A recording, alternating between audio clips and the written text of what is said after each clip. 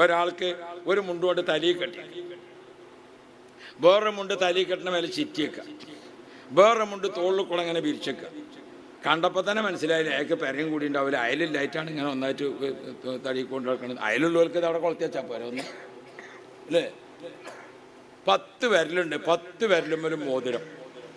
അപ്പം മനസ്സിലായി ഇയാൾക്കൊരു മേശയും കസേരയൊന്നും ഇല്ലാത്ത ആളാണ്. അല്ലാതെ അയാൾ ഔലിയാന്ന് മനസ്സിലായപ്പോൾ കൊണ്ട് 10 മോതിരം ഒരാക്കണ്ട. ഇത് ഊരിയൊക്കെ ഒരു സ്ഥലമില്ലായിട്ടേക്കാരം 10 കുട്ടി നടക്കണത്.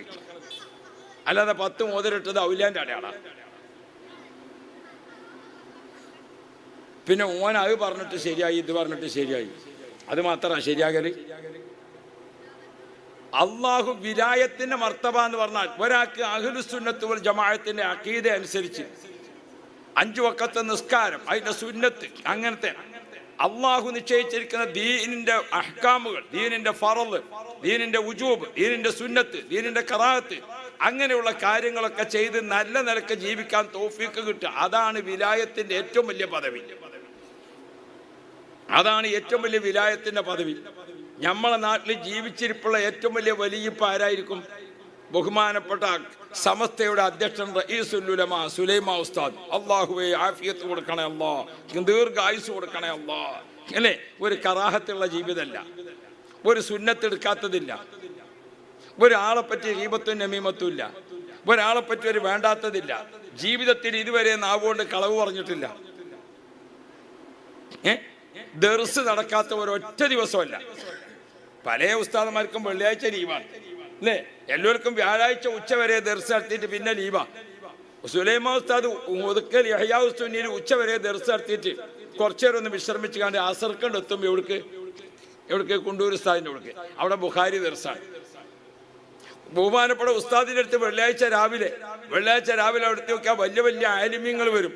പ്രധാനപ്പെട്ട ചില കിതാബുകൾ ബർക്കത്തിന് വേണ്ടി ദർസ് നടത്തി കൊടുക്കാൻ വെള്ളിയാഴ്ചയും ദർസ. ജീവിതത്തിൽ ഒരു കറാഹത്ത്, അല്ലാഹു തആല പൊരുത്തപ്പെടാത്ത ഒരു വാക്ക് നാവുകൊണ്ട് പറയാത്ത ഒരു മഹാമനീഷി, അതല്ലേ ബഹുമാനപ്പെട്ട സുലൈമാൻ ഉസ്താദ്. ഇനി വിലായത്തിന് നിങ്ങൾ എവിടെ തിരഞ്ഞെടുക്കണത്? അള്ളാഹു എന്ന് ദീർഘായുസ് കൊടുക്കണേ അല്ലാ. ബഹുമാനപ്പെട്ട സുൽത്താനുൽ ഉലമാ കാന്തപുരം ഉസ്താദ്, യാ റബ്ബ് ദീർഘായുസ് കൊടുക്കണേ അല്ലാ. സുബ്ഹാന ജല്ല ജലാലു. എന്തൊക്കെ ഖൈറുകളാണ് ബഹുമാനപ്പെട്ടവരുടെ ജീവിതത്തിൽ. ഓർത്തു നോക്കൂ സഹോദരന്മാരെ, നിങ്ങൾ എന്തൊക്കെ ഖൈറാണ് ജീവിതത്തിൽ.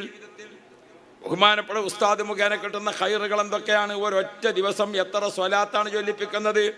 രാവിലെ സുബഹി നിസ്കരിച്ച് ബഹുമാനപ്പെട്ട ഉസ്താദ് ദർസിനങ്ങോട്ട് ഇരുന്നാൽ ബുഖാരി ദർസ് ആരംഭിക്കാൻ അൻ അബീ ഹുറൈറത്ത റളിയല്ലാഹു അൻഹു അന്നഹു ഖാല റസൂലുള്ളാഹി. അതാണ് പറയുമ്പോഴേക്ക് ആയിരക്കണക്കിന് മുതഅല്ലിമീങ്ങൾ ആലിമീങ്ങൾ സ്വല്ലല്ലാഹു. അങ്ങനെ എത്ര സ്വലാത്താണ്. സൂര്യൻ ഉദിക്കുന്നതിന് മുമ്പ് ലക്ഷക്കണക്കിന് സ്വലാത്ത് അള്ളാഹു റസൂലിന്റെ ഹദറത്തിലേക്ക് എത്തിക്കുന്ന മഹാഭാഗ്യവാൻ. അല്ലാഹു റബ്ബി നീ ആഫിയത്തുള്ള ദീർഘായുസ് കൊടുക്കണേ അല്ലാ. ഞാൻ എൻ്റെ പ്രിയപ്പെട്ട മുത്തു മുഅ്മിനീങ്ങളോട് പറയുന്നത്, നമ്മുടെ ഹയാത്ത് കാലത്ത് ഒരു ദിവസം അധികം കിട്ടിയോ അതനുസരിച്ച് ഖൈറ് വേണം. അല്ലാഹു അക്ബർ വലില്ലാഹിൽ ഹംദ്. അൽഹംദുലില്ലാഹ്. ബായാർ തങ്ങളുപ്പാപ്പ ഈ മജ്ലിസ് കാത്തിരുന്ന ആളാണ്. ഈ മജ്ലിസിൽ വർഷങ്ങളായി ഉപ്പാപ്പ വരും, നമുക്ക് ദുആ ചെയ്തു തരും. അൽഹംദുലില്ലാഹ്. ഈ വർഷവും ബഹുമാനപ്പെട്ടവരുടെ സാന്നിധ്യം നമുക്ക് വല്ലാത്ത ഒരു അനുഗ്രഹമായി. ഈ മിഅ്റാജ് രാവിന് അല്ലാഹു സുബ്ഹാനഹു വ തആല സയ്യിദ് അവർക്ക് എല്ലാവിധ ഖൈറും നീ കൊടുക്കണേ അല്ലാഹ്, എല്ലാവിധ സന്തോഷം നീ കൊടുക്കണേ അല്ലാഹ്. അൽഹംദുലില്ലാഹ് അൽഹംദുലില്ലാഹ്.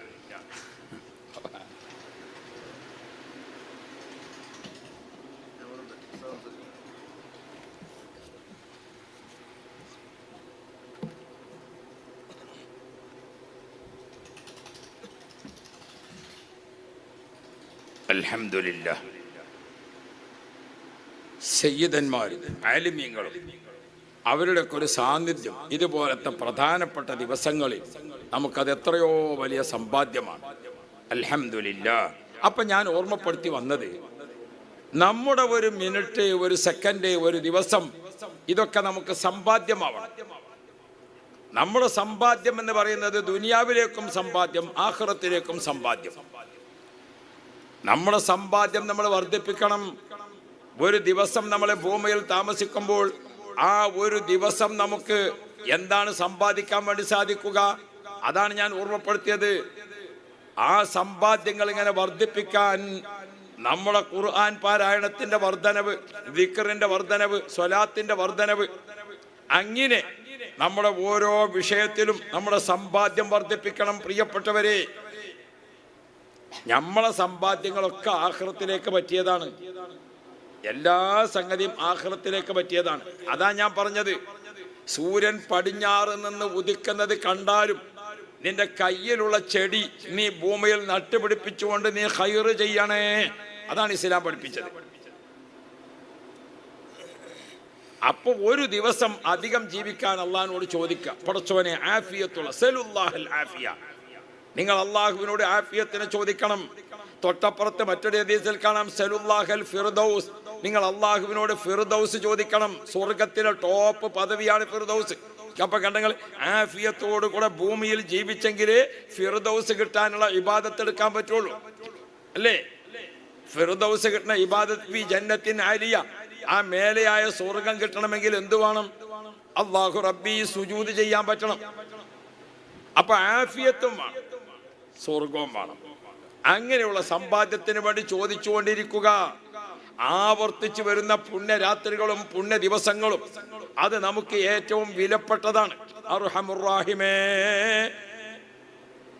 നമ്മളെ തന്നല മാനുഹാജിയുടെ നേതൃത്വത്തിൽ ഇവിടെ ആരംഭിച്ച ഈ മജ്ലിസ്, ഇതിന്റെ സന്തോഷം അദ്ദേഹത്തിന്റെ ഖബറിലേക്ക് നീ കാണിച്ചു കൊടുക്കണേ അല്ലാ. എങ്ങനെ ജീവിക്കണം?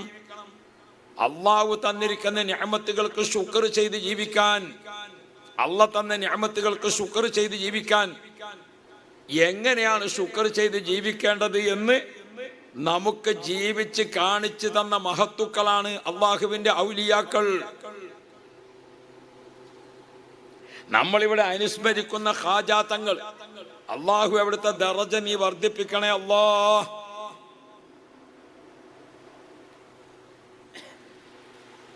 ഖാജാ തങ്ങൾ നിങ്ങൾ നോക്കൂ, ഇന്ത്യ പോലത്തെ ഒരു രാജ്യത്തേക്ക്, ഇന്ത്യ എന്ന് പറയുന്നത് എല്ലാ രാജ്യത്തിന്റെയും പോലെയല്ല. ഇന്ത്യയിൽ മതങ്ങളായ മതങ്ങൾ മുഴുവനും, മനുഷ്യരായ മനുഷ്യർ മുഴുവനും, ഭാഷകൾ മുഴുവനും, സംസ്കാരങ്ങൾ മുഴുവനും, നിറങ്ങൾ മുഴുവനും എല്ലാം നിറഞ്ഞ ഒരു സ്ഥലമാണ്.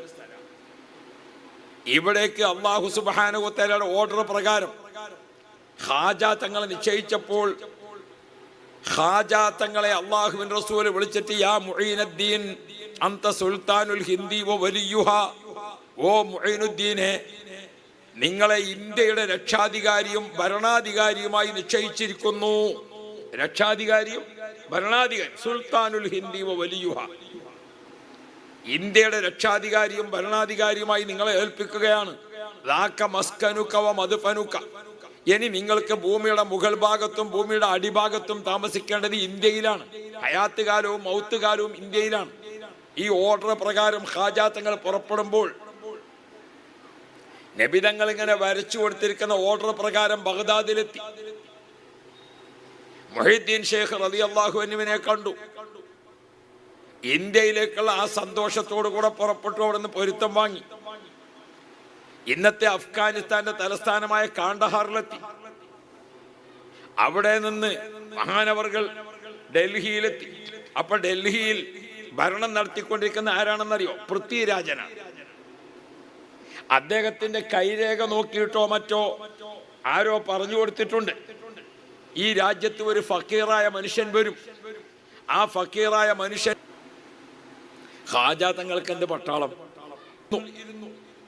ഖാജാ തങ്ങൾ ഇരുന്നിട്ട് എന്ത് ചെയ്തു? അഊദു ബില്ലാഹി മിനശ് ശൈത്വാനിർ റജീം, ശൈത്താനെയാണ് പറഞ്ഞയച്ചു. ബിസ്മില്ലാഹിർ റഹ്മാനിർ റഹീം, മലക്കുകൾ വരാൻ തുടങ്ങി. ഫാത്തിഹ ഓതി. പകൽ സമയത്ത് ഒരു ഖത്തം തീർത്തു. മഗ്‌രിബിക്ക് ശേഷം രണ്ടാമത്തെ ഖത്തം തുടങ്ങി. സുബഹിയായപ്പോഴേക്ക് രണ്ടാമത്തെ ഖത്തം തീർത്തു. ഖാജാ തങ്ങൾ ഒരു ദിവസം 2 ഖത്തം, പകലിൽ ഒരു ഖത്തം, രാത്രി ഒരു ഖത്തം.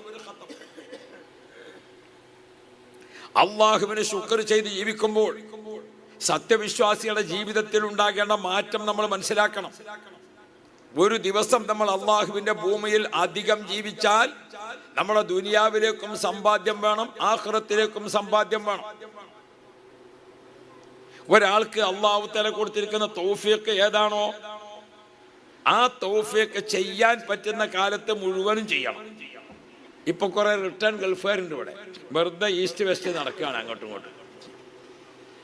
കുട്ടികളെയാണ് പറഞ്ഞയച്ചുകാണ്ട്, അതൊക്കെ ശരി തന്നെയാണ്, കുട്ടികളാണ് പറഞ്ഞയച്ചു നന്ദോസക്കർ ആയത് തന്നെയാണ്. പക്ഷെ എന്തെങ്കിലുമൊക്കെ പണി വേണം, തൊഴിൽ എടുക്കുക എന്നത്, എന്തെങ്കിലും ഒരു തൊഴിൽ സമ്പാദിക്കണം.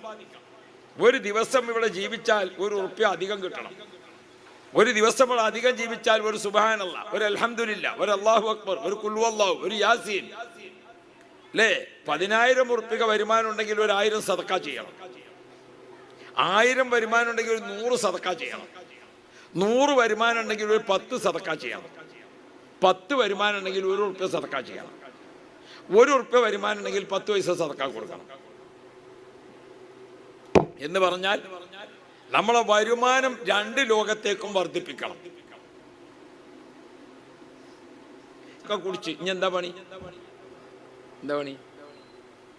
ഒരു പണിയും ഇല്ലാതിരുന്നാണല്ലോ സുബഹിക്ക് നീച്ചാനും തോന്നൂല.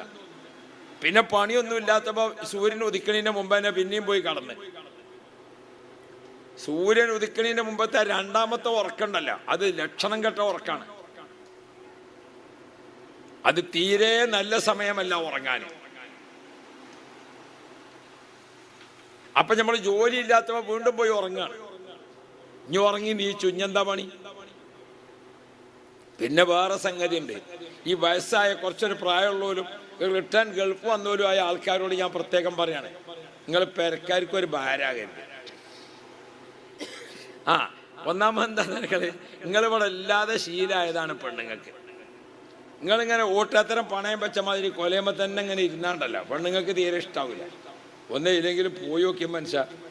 കാരണം എന്താ, നമ്മൾ ദേഷ്യം പിടിക്കാൻ തുടങ്ങും. നമ്മൾ ഗൾഫിൽ ഇങ്ങനെ ഒറ്റക്ക് നിന്ന് ചെയ്യലായതുകൊണ്ട് ഒരു കുട്ടി അങ്ങോട്ട് ഓടി, മറ്റേ കുട്ടി ഇങ്ങോട്ട് ഓടി, അപ്പോഴൊക്കെ പിന്നെ അടുക്കളയിൽ നിന്ന് ഒരു ഗ്ലാസ് പൊട്ടി, അപ്പോഴൊക്കെ മറ്റേതായി. ഇതിനൊക്കെ നമുക്ക് ദേഷ്യം വരും. അങ്ങനെ നമ്മൾ വെറുതെ ഇരിക്കാമല്ലോ, അല്ലേ? അപ്പൊ പേരക്കുട്ടിയൊക്കെ തോന്നും ഈ വല്യപ്പ ഒരു ശല്യമായല്ലോ. മക്കൾക്ക് തോന്നും ബാപ്പ എങ്ങനെയാണെങ്കിൽ ഗൾഫിൽ തന്നെ നിൽക്കേനി നല്ലതെന്ന് തോന്നും. പെണ്ണുങ്ങളും കുട്ടികളും കൂടി ഒരു പറയുന്നുണ്ടാവും, എങ്ങനെയെങ്കിലും ബാപ്പാക്ക് ഒരു വിസയും കൂടി കൊടുക്കാൻ പറ്റുമോ നോക്കിയതിന് നല്ലത്. കാരണം നമ്മളിങ്ങനെ ചൊറിഞ്ഞും കൊണ്ട് നിൽക്കുകയാണ്, അതിനും ഇതിനും ഒക്കെ ബുദ്ധി. അങ്ങനെയാണ് പല ബാപ്പാരും കൊണ്ട് പുറത്തയങ്ങാണ്ട് ഉമ്മയും കുട്ടികളും കൊണ്ട് ഒന്നാകണത്. അങ്ങനെ പല സങ്കടമുള്ളവര് നമ്മളെ പല സ്ഥലത്തും ഉണ്ട്. മിഞ്ഞാന്നും ഒരാൾ വിളിച്ചു, ഉസ്താദേ ഞാൻ ഗൾഫിൽ കൂടെ ഒക്കെ കഷ്ടപ്പെട്ട് നടന്ന് പെരണ്ടാക്കി, അതുണ്ടാക്കി, ഇതുണ്ടാക്കി, ഇപ്പൊ കുട്ടികളും തള്ളിന്ന് ഒന്നായിങ്ങാണ്ട് ഇന്നെ ഒഴിവാക്കിക്കണ. ഞാൻ ചോദിച്ചു, നിങ്ങൾക്ക് എന്താ നാട്ടിൽ വന്നിട്ട് പണി ചോദിച്ചു. പണിയൊന്നുമില്ല. എന്നാ ഓരോ ഒഴിവാക്കിയ വെറുതെ അല്ല അറിഞ്ഞ കണ്ടീനൊക്കെ ചൊറിഞ്ഞുകൊണ്ട്. അപ്പൊ അള്ളാഹു നമുക്ക് ഖൈറ് തരട്ടെ.